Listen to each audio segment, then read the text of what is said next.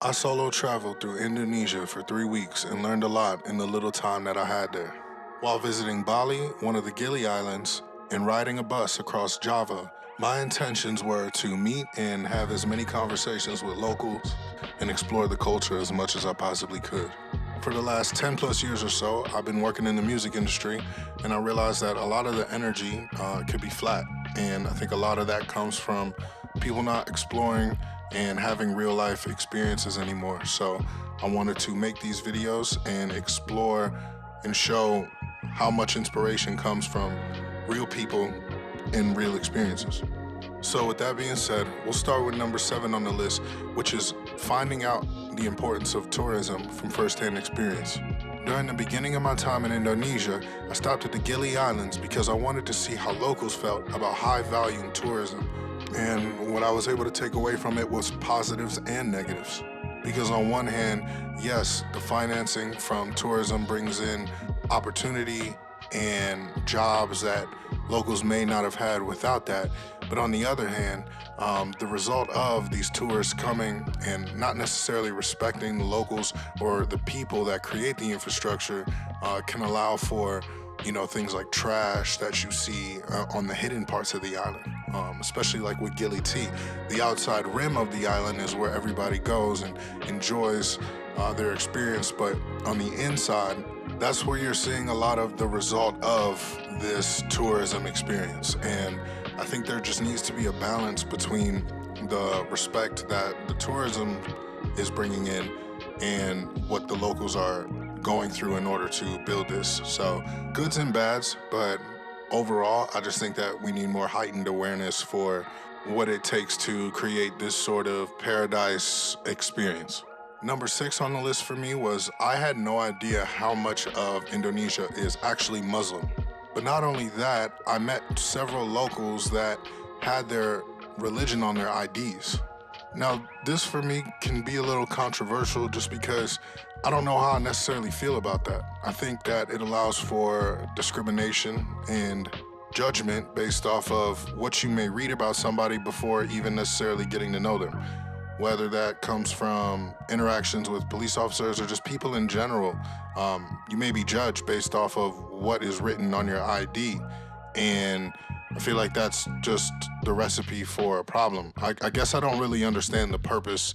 If you are someone that lives in Indonesia and has their religion on their ID, please leave a comment below. I'd love to be informed by a local and somebody that is actually living that real life experience. Number 5 on the list for me is the amount of languages between different islands. Now, this is so interesting to me because it's one country, but there's nuance between different islands, whether it's Lombok or Bali or Java. Just from my experiences, I was witnessing communication being done in different forms, whether it was the different ways of saying hello or thank you. Each island had its own interpretation between the overall of speaking Indonesian and then speaking Balinese and Javanese. I didn't even know these existed. I thought it was all just speaking Indonesian, but it kind of makes sense because even in America, there's different dialects, but there's not necessarily different languages. So it's cool. It was interesting for me, and it was something that I was able to learn. Even just a sliver of each language, saying hello and thank you, it was cool to me. Number 4 on the list is the hierarchy of families and people and who you are and are not allowed to be married to. Now, this was also a very, controversial thing to me because I feel like love is love and you shouldn't have to box yourself in to a specific relationship or a person based off of, your last name. I think that if you find somebody that you love, then you should be able to pursue that person. Obviously, this comes with a lot of history and family names and kingdoms, but we're in the future, and I feel like that nowadays we should have more acceptance for each other and more understanding. And I think if you fall in love and you have good intentions behind how you're trying to treat someone, I think that should enable a positive and healthy relationship. Number 3 on the list for me is the fact that Indonesia has some of the friendliest people I have ever met in the world.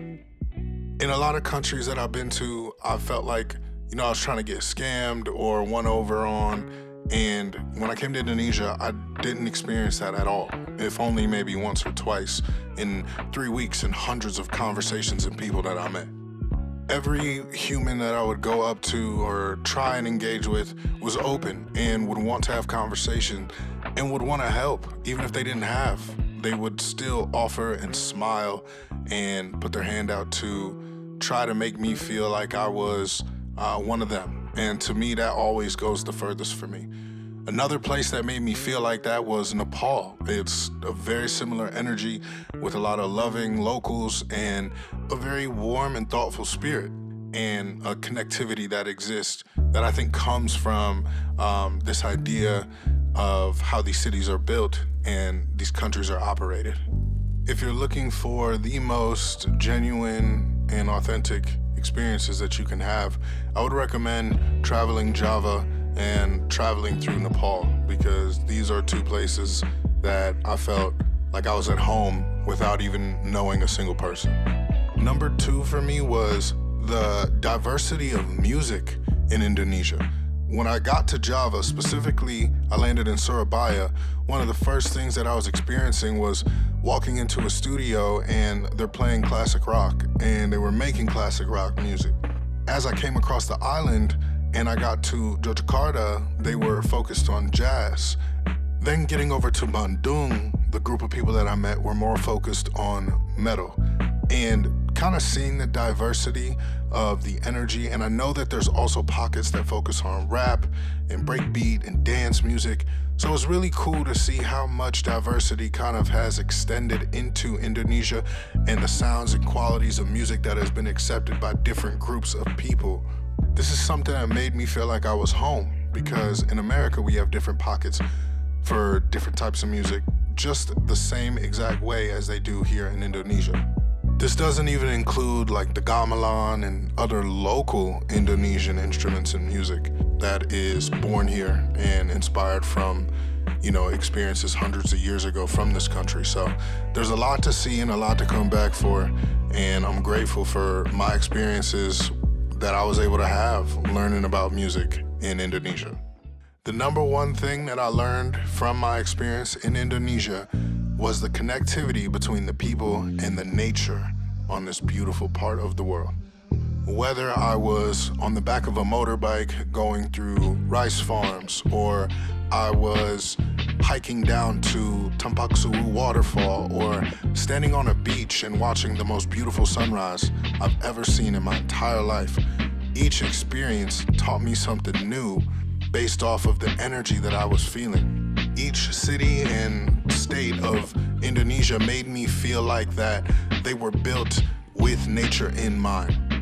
And not just for the tourism, but for the locals and for how they experience their dynamic and their relationship with the natural flow of the universe, which is nature.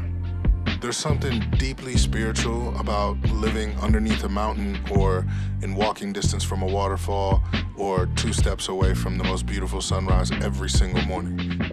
The juxtaposition from where I'm from in America to what I see here is total opposite, and it's taught me so much in terms of the value in being able to see that every single day. It's like if you see the same thing, it kind of starts to lose its value because you lose touch with its majesty or why it's special. And that's why for me coming here for the first time, I was able to have a very high level of appreciation for how it affects my spirit.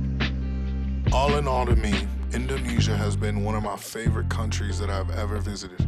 And I only spent a few weeks here. But it was at the top of my bucket list even before I really started traveling, primarily because of the nature. And as I continue on my journey and I continue to look forward to new countries and new experiences, I always know that I will be back to Indonesia because I know that there is so much more that I want to experience and see. So I'm thankful for everyone that's watching this. If you're Indonesian, thank you for welcoming me into your country with open arms and into your space. And I look forward to coming back and sharing more love and more experiences with you specifically. Thank you.